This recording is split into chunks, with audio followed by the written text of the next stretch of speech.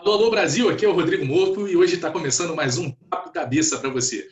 Como eu havia prometido, essa é a Semana da Psicologia e hoje nós vamos apresentar para vocês a terapia cognitivo-comportamental. Mas quem vai apresentá-la não sou eu, é minha amiga psicóloga Mona Lisa Portásio, que faz um excelente trabalho na cidade de Areal, aqui no estado do Rio de Janeiro. Tive o prazer de estudar com ela em algumas matérias na faculdade, principalmente de ter feito junto com ela uma parceria durante um tempo numa pesquisa na Bolsa de Iniciação Científica, né? Um grande prazer trabalhar com alguém tão competente e hoje eu tenho também a honra de recebê-la aqui para bater esse papo cabeça com a gente. Antes de irmos ao papo, peço que você já se inscreva no nosso canal, ative o sininho das notificações e também compartilhe esse vídeo para que mais e mais pessoas possam assistir. Deixe o seu like, o like é muito importante. Então, fica com a gente para bater esse papo cabeça com a Mona Lisa sobre terapia cognitivo-comportamental.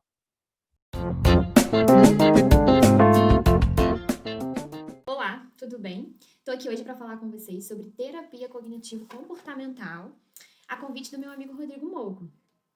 Eu sou Mona Lisa, sou psicóloga clínica e na clínica eu atuo com a TCC, que é a terapia cognitivo-comportamental.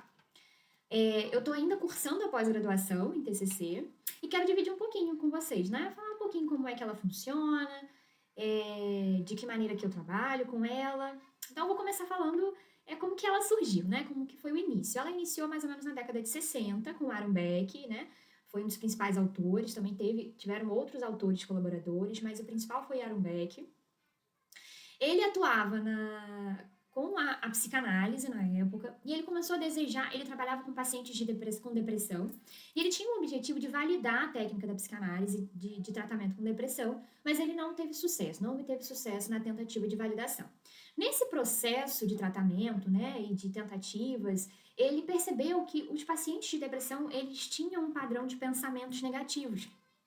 E ao passo que ele ia falando sobre esses pensamentos, eles iam conversando sobre esses pensamentos, à medida que eles conseguiam alterar algum desses pensamentos, ele começou a observar uma melhora significativa nos pacientes. Então, a partir daí, né, foram as primeiras práticas de terapia cognitiva, né, que na época ficou considerada como terapia cognitiva. Com o tempo, né, com o passar do tempo, ele estudando melhor, estudando mais profundamente também o behaviorismo, também teve a colaboração do autor Albert Ellis, com a parte do comportamental, né? Ele percebeu que algumas exposições, né, mudando alguns comportamentos, também contribuía muito para o tratamento do paciente. Então, passou a ser terapia cognitivo-comportamental. E aí a gente já entende mais ou menos qual é a base da TCC, né? É o pensamento e o comportamento. O que ele entende, né? O que se entende nessa terapia, na TCC? A gente entende que o importante, né? Então, a base dela. Qual é a base? Qual é a estrutura? É a gente identificar as crenças do paciente. Então, as crenças fundamentais do paciente que vai determinar o comportamento, que vai determinar os seus sentimentos diante da situação. E não o evento em si, mas o que ele pensa sobre o evento. Né? Então, o objetivo é descobrir a crença principal, descobrir os pensamentos automáticos, tá? Eu vou falar um exemplinho aqui para vocês, para a gente poder entender junto, no exemplo, como que é essa ideia, né? Então, assim, vamos pensar na seguinte situação. O sujeito está andando na rua, encontra com um amigo e esse amigo não o cumprimenta. Ele pode ter a primeira interpretação, que é... Nossa, por que ele não falou comigo? Será que aconteceu alguma coisa? Será que eu fiz alguma coisa, né? E aí ele pode, depois, a partir dessa interpretação, ter um sentimento de tristeza. E a partir do sentimento de tristeza, ele pode acabar se afastando desse amigo, né? Então ele pensou que, bom, aconteceu alguma coisa, ele tá chateado comigo, eu me senti triste por conta disso, e eu prefiro então me afastar, né? Vai que ele não quer falar comigo e tudo mais. Uma outra interpretação desse mesmo evento poderia ser de modo assim, nossa, ele não quis falar comigo, que arrogante, né? Quem ele pensa que é para poder passar por mim e não falar comigo? E aí eu já posso gerar, a partir dessa interpretação, um sentimento de raiva e um comportamento um pouco mais agressivo. Por exemplo, deixa ele comigo, né?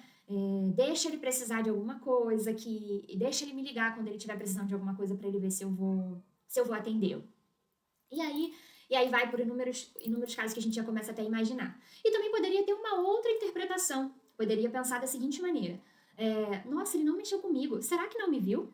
e aí o sentimento e o comportamento seguem inalterados, né? Então, não tem nenhuma alteração por conta desse pensamento que a gente pode considerar um pensamento funcional, né? Não é um pensamento ou uma crença disfuncional diante de uma situação.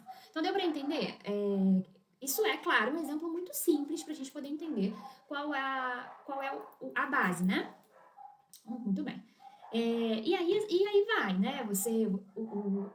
A terapia cognitivo comportamental na prática, ela é estruturada, ela é para ser uma terapia breve, então pode acontecer de durar mais de um ano? Sim, vai depender da demanda, vai depender da situação, claro, né? Eu acredito que como toda abordagem que a gente utiliza, a gente está tratando seres humanos, né? Então, tudo vai depender do que vai acontecer, de como vai desenvolver, de como vai desenrolar. Mas a base da TCC, né, a estrutura da TCC, ela é feita para ser uma terapia breve. Então, o terapeuta, ele não fica focado, por exemplo, no passado do sujeito, né? É claro que faz parte e tem muito a contribuir, até mesmo para a identificação dessa crença principal, né? Mas você não fica preso lá, né? Você utiliza o passado mais como essa explicação, como conhecimento, porque assim você conhece melhor o paciente, né? E o paciente também se conhece melhor, à medida que ele vai falando na terapia, ele vai se reconhecendo melhor, né? Então a gente utiliza o passado mais vamos colocar, né, para conteúdo, para dados, né, para obtenção de dados, mas a gente não fica preso lá, é mais no aqui e agora. E é uma terapia estruturada, mais estruturada, então assim, normalmente o terapeuta já tem ele já se prepara com antecedência para as próximas sessões, né, com base no objetivo que foi estipulado, então juntos, né, a gente estipula um objetivo. É claro que assim, né, tudo depende do transtorno, se é um transtorno de ansiedade, depressivo, né, de pânico, mas a gente vai sempre vai estar andando mais amarradinho, não fica muito solto. Na prática, a gente utiliza métodos, né, técnicas que ajudam muito. Eu gosto muito por conta disso, porque eu acho que ajuda a ficar mais claro para o paciente, porque também, inclusive, um dos objetivos é fazer com que o paciente consiga aprender a fazer sozinho depois, né? Então, que ele consiga, depois de se questionar, né? Uma das técnicas que a gente utiliza em terapia é o questionamento socrático, né? Que tem esse objetivo, o objetivo de questionar o paciente, de trazê-lo para a realidade, a gente diz realidade porque muitas vezes o pensamento pode estar embasado em coisas que não são reais, né? Então a gente tem duas coisas, né? Uma crença ali que a pessoa vai fortalecendo, né? Então como ela vai crescendo, e eu vou falar um pouquinho mais à frente. E que junto na terapia você pode chegar à conclusão de que ela é real, o teu pensamento sobre aquela coisa, sobre o evento é real, e o que fazer com isso, né? Então, assim, pode ser que a pessoa tenha um pensamento da seguinte forma, assim, é ruim, às vezes é negativo, eu tenho uma limitação de falar em público. Eu não consigo falar em público, não é simplesmente um pensamento disfuncional, né? É um pensamento real, realmente ele não consegue falar em público, ok. Mas a gente vai precisar entender quais são as crenças dele, né? Então, por que você não consegue falar em público? O que você acredita que pode acontecer? O que te gera esse medo? Né? E aí, a partir daí, a gente vai desenvolvendo, a gente vai fazendo camadas para poder a gente encontrar ali um núcleo daquele pensamento, que seria a crença que está fundamentada. Então, eu vou falar um pouquinho dessa construção da crença. Mas antes disso, preciso lembrar que Beck também fala pra gente que existem duas categorias principais de crença, que as crenças muitas vezes estão relacionadas. Uma delas é a crença do desamparo e a outra é do fato de não ser amado. Então, pode acontecer, todas as crenças vão estar relacionadas a uma ou a outra, ou pode acontecer de estarem relacionadas a ambas essas categorias. E aí, assim, realmente, se você parar para pensar, né, nos teus pensamentos limitantes, nas coisas que você não consegue, às vezes, fazer, elas estão muito relacionadas a isso. Ao medo da rejeição, ao medo de não ser amado, de não ser aceito, de não ser desejado, de ser humilhado, de ficar sozinho. Então, tudo isso, né, tá ali, de alguma maneira, relacionado com essas duas categorias. E aí, vamos pensar, assim, como que essas crenças, elas... Vou pegar aqui mais uma vez um exemplo para a gente conseguir entender melhor a questão da crença, né? Como é que elas são estabelecidas em nós, né? Então, assim, vamos pensar uma menina, uma mulher, que quando criança, quando jovem, seu pai abandonou a família, abandonou a menina, abandonou a mãe. Esse pai talvez tenha arrumado uma outra família, inclusive uma outra filha. E na percepção dessa criança, ela entende que ela não era suficiente para o pai dela, e por isso ele foi embora. Ela não era boa o bastante, ou ela não era bonita, ou ela não era inteligente, ela não era merecedora do amor do pai dela. E pode acontecer também daquela mãe magoada, ferida e chateada, inclusive, reforçar ainda mais essa crença dessa criança. Sim, porque a mãe também está lá desestruturada emocionalmente e não consegue ali dar um suporte também, né? Tô aqui usando um exemplo de uma situação, né, que nem não tem aqui certos e errados, mas como se forma uma crença. E aí, vamos pensar na vida dessa pessoa, dessa mulher, né? Que ela vai crescer e o que que acontece? Ela já tem ali, vamos imaginar que seja uma sementinha plantada, talvez até bem plantada, da rejeição do pai dela. E aí, ela vai crescendo, e em algum momento na infância dela, ela se sente rejeitada em algum grupinho de criança, né? Tem aquela fase que as crianças querem brincar com algumas aqui, mas aí rejeitar a outra, sempre tem aqueles grupinhos, né? Tem essas fases das crianças, e ela já alimenta a rejeição que já estava plantada. E ela vai crescendo, aquela crença dela vai ficando mais enraizada.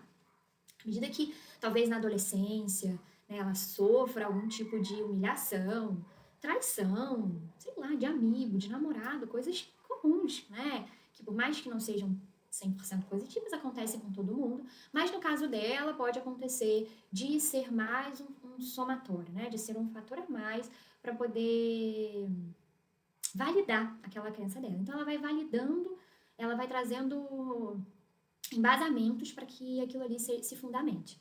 E à medida que o tempo vai passando, as coisas acabam talvez não saindo muito bem. Isso pode gerar muitos transtornos, como um transtorno de ansiedade, porque ela pode ter medo da rejeição o tempo todo, né? O medo de ser reprovado, o medo de não conseguir, o medo de não ser desejado, de não ser reconhecido. E aí vamos pensar nisso na vida do sujeito, né? No trabalho, nos relacionamentos, seja o que for. Se quiser, inclusive, competir um esporte, né? Então, a TCC, ela tem essas ferramentas para poder você identificar a crença central do paciente. Então, a gente está... É basicamente isso, né? Você está sempre voltado para o pensamento, para a interpretação, para o que a pessoa pensa do evento. E aí, a gente precisa entender o porquê, e aí, diante a partir, né, desse contato do terapeuta e tudo, a gente vai conseguindo fazer com que o paciente também entenda, se questione, critique e comece a mudar o pensamento, né? Uma das técnicas que eu uso muito é de escrita, e a escrita é muito positivo, né? Já é um início de mudança, e a escrita é um comportamento, né? É um comportamental ali, que é ela pegar, identificar ali o evento, o que está acontecendo. Então ela vai anotar ali o que está acontecendo, e o que eu senti, o que eu estava pensando naquele momento. Então, ela vai tentar identificar o pensamento, porque não é tão simples, né? Eu falei aqui dos pensamentos automáticos. Eles vão acontecendo. A gente não para se perguntar por que a gente está sentindo aquilo, por que a gente está pensando aquilo. Então, isso tudo você vai ganhando a habilidade à medida que você vai fazendo a terapia, né? Esse é um dos objetivos. De você reconhecer esses pensamentos. E aí, voltando aqui. Evento, qual era o evento? Qual era o pensamento? O que eu estava pensando ali naquele momento? O que eu senti? E o que eu fiz?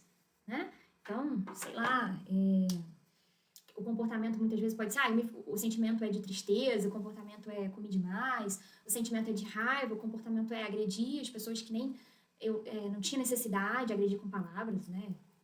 Não tinha necessidade, depois eu nem entendo por que foi assim. E aí a gente começa nesses relatos, né, que a pessoa vai aprendendo a fazer, vai aprendendo a anotar, vai aprendendo a se ver, né, se enxergar, se conhecer. Então, um outro campo que eu trabalho muito, que eu gosto muito de trabalhar, é o emagrecimento.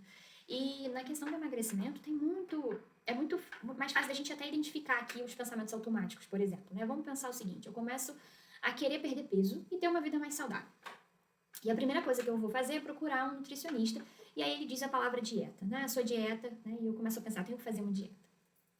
E pode ser que eu associe imediatamente à dieta coisas como sofrimento, privação, vou passar fome, não vou poder me socializar mais, não vou poder mais sair, tem que acabar logo, precisa acabar logo, essa dieta tem que chegar ao fim, né? Quando a gente começa a perceber, e aí a gente entende Por exemplo, uma dieta não tem que chegar ao fim, não é assim, né? Lógico que tem várias etapas uma dieta, tudo depende do objetivo.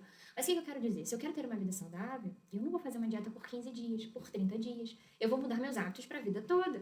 Esses pensamentos automáticos que me atingem, né? Que vêm à tona quando eu penso em dieta, eles são reais, eles são fundamentados. Realmente, quando eu começo a fazer uma reeducação alimentar, eu vou passar fome, eu vou sofrer, vai ser tão difícil assim? Mas na verdade não, a verdade é que a gente já está habituado àquilo ali. A gente entendeu que comer é importante desde da amamentação, né? Isso se valoriza a alimentação. Se você vai comemorar, você tem que comer muito. Se você está triste, você come muito. Por exemplo, você está triste, talvez você ganhe um chocolatinho, ou você vai vacinar quando é criança, você ganha um pirulitinho para você não chorar, né? E aí a gente entende que comida é consolo, tudo mais. Então esses são os pensamentos automáticos que a gente vai identificando em terapia. Dei o exemplo aqui da questão da dieta, que é mais fácil para a gente visualizar. E à medida que a gente vai identificando os pensamentos automáticos, a gente vai questionando eles, a gente precisa trazer evidências tanto para validá-lo, né? Porque podem ser validados, pode ser que seja um pensamento real, quanto para poder desmentir o pensamento e substituir esse pensamento, certo? E aí também, atrelado, como eu falei até da atividade de escrita, às vezes exposição. Então, por exemplo, se uma pessoa que tem muito medo de falar em público, de fazer palestras, coisas assim que é bem comum, o que a gente precisa fazer? Começar além desse início, né, do pensamento, da interpretação, identificar as crenças, os pensamentos automáticos. Às vezes é necessário começar a fazer uma exposição, né? Então, uma exposição aos pouquinhos, fala para uma pessoa, fala para duas pessoas, vai falar, não sei, fala numa câmera, até você começar a falar, fala para um grupo menor, fala pouca coisa, né? Ensaia em casa e vai começando a fazer essa exposição. Tem até, inclusive, algumas técnicas que a gente aplica em consultório e tudo mais de comportamental, né? De vamos interpretar aqui, né? E aí cada um assume um papel e a gente ali tenta também, de alguma maneira, começar a fazer essa exposição no comportamento. Então, basicamente, para resumir, para finalizar, a TCC ela é assim, estruturada, bem estruturada, ela é teoricamente nova, mas é muito testada, né? Baseada em evidências. Tem muitas técnicas que acompanham, então que facilitam muito o dia a dia da terapia, do psicólogo, do paciente. E vamos pensar, né? A forma como você pensa, que você vê a vida, que você se coloca na vida, que a sua postura na vida, né? Se ela tá disfuncional, e aí agora nem tô falando só dos transtornos emocionais, né? Tô falando só dos limites, muitas vezes, que a gente se coloca, das gaiolas que a gente se fecha, por conta das nossas crenças e dos nossos pensamentos disfuncionais. Então, você identifica o pensamento, você começa a questioná-lo, a percebê-lo, a mudar esse pensamento. À medida que você também começa a mudar os seus hábitos negativos e começa a ter hábitos positivos, mudar comportamentos, né? Às vezes eu falo para o paciente, nem sempre a gente vai ter vontade, nem sempre a gente vai ter força de vontade, mas você vai precisar se levantar e fazer, você vai ter que se colocar. Tal hora eu vou fazer 5 minutos dessa atividade, naquele momento o meu comportamento vai mudar meu pensamento, meu sentimento, porque aí eu comecei, mesmo sem querer, mesmo sem ter vontade, mas à medida que eu começo a agir, eu começo a me sentir motivada, começo a me sentir bem, né? Então a base é essa, é basicamente isso. Eu tentei ser bem prática, bem simplista, eu não entrei em nenhum tipo de nomenclaturas, até porque eu não acho que é o objetivo aqui, tá? Espero ter contribuído, espero ter ficado dentro do que era o esperado também, e foi um prazer. Beijo!